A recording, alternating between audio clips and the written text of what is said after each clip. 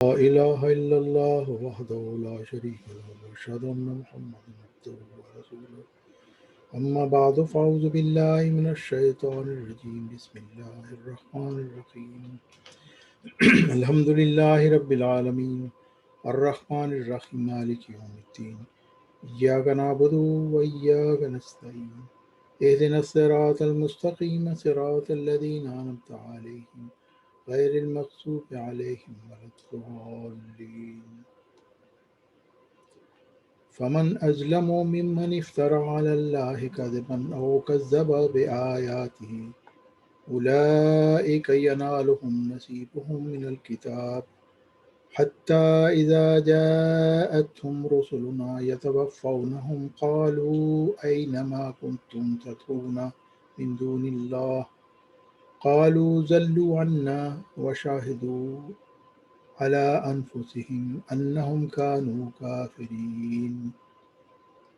الاعراف آیت 38۔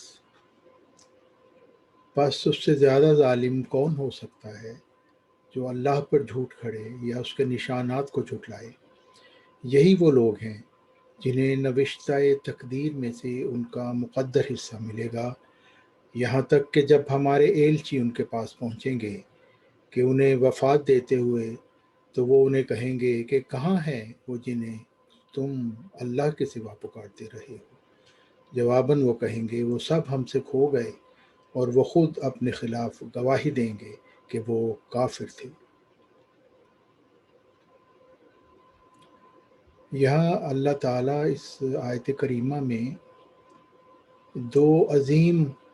ظلم جو انسان سے سرزد ہوتے ہیں ان کا ذکر فرما رہا ہے کہ ایک ظلم، جو سب سے بڑا ظلم یہ ہے کہ خدا تعالیٰ کی طرف افطرا کرتے ہوئے آدمی کوئی ایسا دعویٰ کر دے کہ خدا تعالیٰ نے اسے بھیجا ہے، اور دوسرا بڑا ظلم یہ ہے کہ سچے کا انکار کر دیا جائے۔ اور اس آیت کریمہ کے آخر میں اللہ تعالیٰ نے ان لوگوں کو کافر قرار دیا، یعنی جو خدا تعالیٰ کے اوپر افطرا کرتا ہے اس آیت کریمہ کے مطابق وہ بھی ظالم ہے، اور جو سچے مامور کا انکار کرتا ہے وہ بھی ظالم ہے، اور یہ کفر کے معنی میں آتا ہے۔ مہدی موعود اور مسیح موعود حضرت مرزا غلام احمد علیہ السلام سے بھی تکفیر منکرین مامور من اللہ سے متعلق سوال کیا گیا۔ سوال یہ تھا کہ حضور عالی نے ہزاروں جگہ تحریر فرمایا ہے کہ کلمہ گو اور اہل قبلہ کو کافر کہنا کسی طرح صحیح نہیں ہے۔ اس سے صاف ظاہر ہے کہ علاوہ ان مومنوں کے جو آپ کی تکفیر کر کے کافر بن جائیں، صرف آپ کے نہ ماننے سے کوئی کافر نہیں ہو سکتا۔ لیکن عبد الحکیم خان آپ لکھتے ہیں کہ ہر ایک شخص جس کو میری دعوت پہنچی ہے اور اس نے مجھے قبول نہیں کیا، وہ مسلمان نہیں ہے۔ اس بیان اور پہلی کتابوں کے بیان میں تناقض ہے، یعنی پہلے آپ تریاق القلوب وغیرہ میں لکھ چکے ہیں کہ میرے نہ ماننے سے کوئی کافر نہیں ہوتا، اور اب آپ لکھتے ہیں کہ میرے انکار سے کافر ہو جاتا ہے۔ حضرت مرزا غلام محمد علیہ السلام اس سوال کے جواب میں فرماتے ہیں، یہ عجیب بات ہے کہ آپ کافر کہنے والے اور نہ ماننے والے کو دو قسم کے انسان ٹھہراتے ہیں، حالانکہ خدا کے نزدیک ایک ہی قسم ہے، کیونکہ جو شخص مجھے نہیں مانتا وہ اسی وجہ سے نہیں مانتا کہ وہ مجھے مفتری قرار دیتا ہے، مگر اللہ تعالیٰ فرماتا ہے کہ خدا پر افترا کرنے والا سب کافروں سے بڑھ کر کافر ہے، جیسا کہ فرماتا ہے فمن ازلم ممن افترا علی اللہ کذبا او کذب بآیاتہ، یعنی بڑے کافر دو ہی ہیں، ایک خدا پر افترا کرنے والا، دوسرا خدا کے کلام کی تکذیب کرنے والا۔ اور حاشیہ میں حضور علیہ السلام لکھتے ہیں، ظالم سے مراد اس جگہ کافر ہے، اس پر قرینہ یہ ہے کہ مفتری کے مقابل پر مکذب کتاب اللہ کو ظالم ٹھہرایا ہے، اور بلا شبہ وہ شخص جو خدا تعالیٰ کے کلام کی تکذیب کرتا ہے کافر ہے۔ سو جو شخص مجھے نہیں مانتا وہ مجھے مفتری قرار دے کر مجھے کافر ٹھہراتا ہے، اس لیے میری تکفیر کی وجہ سے آپ کافر بنتا ہے۔ پھر حضرت مسیح موعود علیہ السلام فرماتے ہیں، پس جب کہ میں نے ایک مکذب کے نزدیک خدا پر افترا کیا ہے، اس صورت میں نہ میں صرف کافر بلکہ بڑا کافر ہوا، اور اگر میں مفتری نہیں تو بلا شبہ وہ کفر اس پر پڑے گا، جیسا کہ اللہ تعالیٰ نے اس آیت میں خود فرمایا ہے، علاوہ اس کے جو مجھے نہیں مانتا وہ خدا اور رسول کو بھی نہیں مانتا، کیونکہ میری نسبت خدا اور رسول کی پیشگوئی موجود ہے، یعنی رسول اللہ صلی اللہ علیہ وسلم نے خبر دی تھی کہ آخری زمانہ میں میری امت میں سے ہی مسیح موعود آئے گا، اور آن حضرت صلی اللہ علیہ وسلم نے یہ بھی خبر دی تھی کہ میں معراج کی رات میں مسیح ابن مریم کو ان نبیوں میں دیکھ آیا ہوں جو اس دنیا سے گزر گئے ہیں، اور یحییٰ شہید کے پاس دوسرے آسمان میں ان کو دیکھا ہے، اور خدا تعالیٰ نے قرآن شریف میں خبر دی کہ مسیح ابن مریم فوت ہو گیا ہے،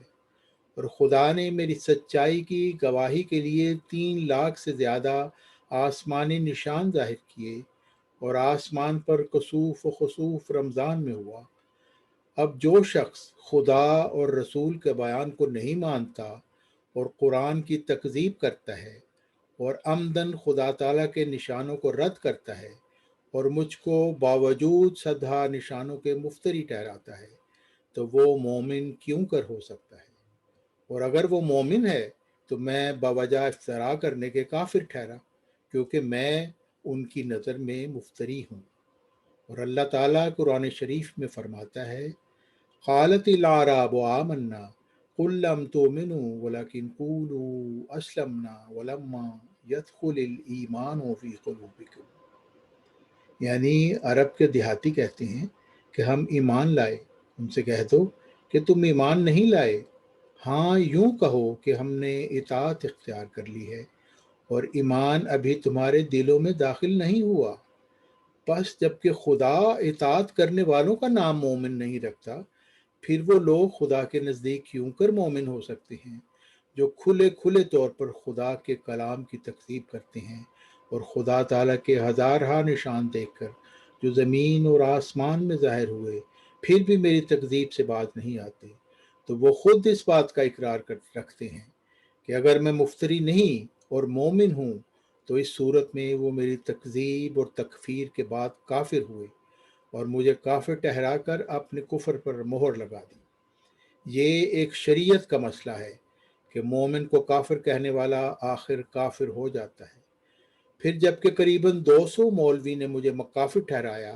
اور میرے پر کفر کا فتویٰ لکھا گیا، اور انہی کے فتویٰ سے یہ بات ثابت ہے کہ مومن کو کافر کہنے والا کافر ہو جاتا ہے اور کافر کو مومن کہنے والا بھی کافر ہو جاتا ہے، تو اب اس بات کا سہل علاج ہے کہ اگر دوسرے لوگوں میں تخم دیانت اور ایمان ہے اور وہ منافق نہیں، تو ان کو چاہیے کہ ان مولویوں کے بارے میں ایک لمبا اشتہار ہر ایک مولوی کے نام کی تصریح سے شائع کر دیں کہ یہ سب کافر ہیں، کیونکہ انہوں نے ایک مسلمان کو کافر بنایا، تب میں ان کو مسلمان سمجھ لوں گا، بشرطے کہ ان میں کوئی نفاق کا شبہ نہ پایا جاوے اور خدا کے کھلے کھلے معجزات کے مکذب نہ ہوں، ورنہ اللہ تعالیٰ فرماتا ہے، ان المنافقین فی الدرک الاسفل من النار، یعنی منافق دوزخ کے نیچے کے طبقے میں ڈالے جائیں گے۔ اور حدیث شریف میں یہ بھی ہے کہ کوئی زانی زنا کی حالت میں اور کوئی چور چوری کی حالت میں مومن نہیں ہوگا، پھر منافق نفاق کی حالت میں کیوں کر مومن ہو سکتا ہے؟ اگر یہ مسئلہ صحیح نہیں ہے کہ کسی کو کافر کہنے سے انسان خود کافر ہو جاتا ہے، تو اپنے مولویوں کا فتویٰ مجھے دکھلا دیں تو میں قبول کر لوں گا، اور اگر کافر ہو جاتا ہے تو 200 مولوی کے کفر کی نسبت نام بنام ایک اشتہار شائع کر دیں، بعد اس کے حرام ہوگا کہ میں ان کے اسلام میں شک کروں، بشرطے کہ کوئی نفاق کی سیرت ان میں نہ پائی جائے۔ روحانی خزائن جلد 22 صفحہ 169، حقیقت الوحی۔ مہدی موعود و مسیح موعود حضرت مرزا غلام محمد علیہ السلام کی اس تحریر کے مطابق ایک مسلمان کلمہ گو جب ایک مامور من اللہ کا انکار کرتا ہے تو گویا وہ کفر کا مرتکب ہوتا ہے، کیونکہ وہ اللہ تعالیٰ کا بھی انکار کرتا ہے اور رسول اکرم صلی اللہ علیہ وسلم کا بھی انکار کرتا ہے، اور ارشاد خداوندی کے مطابق کافر کا ٹھکانہ جہنم ہے۔ اس 15ویں صدی میں بھی اللہ تعالیٰ اور رسول صلی اللہ علیہ وسلم کی پیشگوئی کے مطابق معمور من اللہ اور مجدد اور امام الوقت حضرت عبد الغفار علیہ السلام کی بعثت ہو چکی ہے، اور سورج اور چاند گرہن کی آسمانی گواہی بھی دی جا چکی ہے، اور دلائل قاطعہ اور حجج ساتیہ سے یہ ثابت کیا جا چکا ہے کہ یہ مرزائی خلافت ایک دجل کے سوا کچھ نہیں۔ اس کے علاوہ اس 15ویں صدی ہجری میں کسی اور شخص نے یہ دعویٰ نہیں کیا کہ اسے اللہ تعالیٰ نے بدریہ الہام اس 15ویں صدی میں مجدد کے طور پر مبعوث فرمایا ہے۔ بس اے لوگو، اے مسلمانوں، خود کو مومن کہلانے والوں، ظالم کہلائے جانے سے گریز کرو اور اپنے معبود حقیقی کی نصیحت پر عمل کرو، اور پکارنے والے کی پکار پر لبیک کہو، تا تم کفر اور فسق جیسے گناہ کبیرہ سے بھی بچ جاؤ اور اللہ تعالیٰ کے غضب کے بھڑکانے سے بھی بچ جاؤ، تا ذلت اور رسوائی تمہارا مقدر نہ ہو۔ میرے عزیزو، یہ دنیا چند روز کی ہے، ہر روز ہمارے سامنے لوگ اس دنیا سے رخصت ہو رہے ہیں، اور جلد یا بدیر ہم سب کی باری آنے والی ہے، اور ہم سب نے بے شک اپنے خدا، اپنے خالق کے حضور ایک روز پیش ہونا ہے، اور اپنے اپنے اعمال کا جواب دینا ہے۔ اللہ تعالیٰ نہ کرے کہ ہم میں سے کسی پر یہ وقت آئے کہ ہمارا رب ہمارے کفر اور فسق کی وجہ سے ہم سے کلام نہ کرے۔ بس اپنے آخری سانس سے پہلے 15ویں صدی ہجری کے مجدد موعود ذکی غلام اور موعود مسیح ابن مریم حضرت عبد الغفار علیہ السلام پر صدق کے دل سے ایمان لاؤ، اور توحید خالص کے قیام کے الہی مشن میں ان کے مددگار بن جاؤ،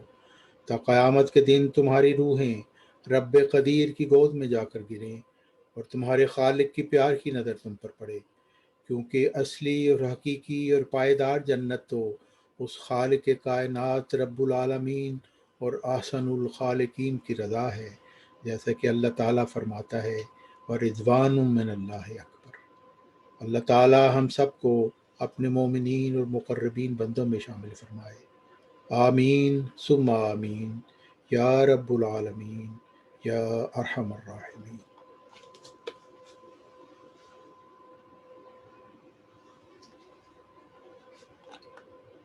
الحمد لله نحمده ونستعينه ونستغفره ونؤمن به ونتوكل عليه ونعوذ بالله من شرور أنفسنا ومن سيئات أعمالنا، من يهده الله فلا مضل له ومن يضلل فلا هادي له، ونشهد أن لا إله إلا الله وحده لا شريك له، ونشهد أن محمدا عبده ورسوله۔ عباد اللہ رحمکم اللہ، ان اللہ یامر بالعدل والإحسان وإیتاء ذی القربى وینہی عن الفحشاء والمنکر والبغی یعظکم لعلکم تذکرون۔ اذکروا اللہ یذکرکم وادعوہ یستجب لکم ولذکر اللہ اکبر۔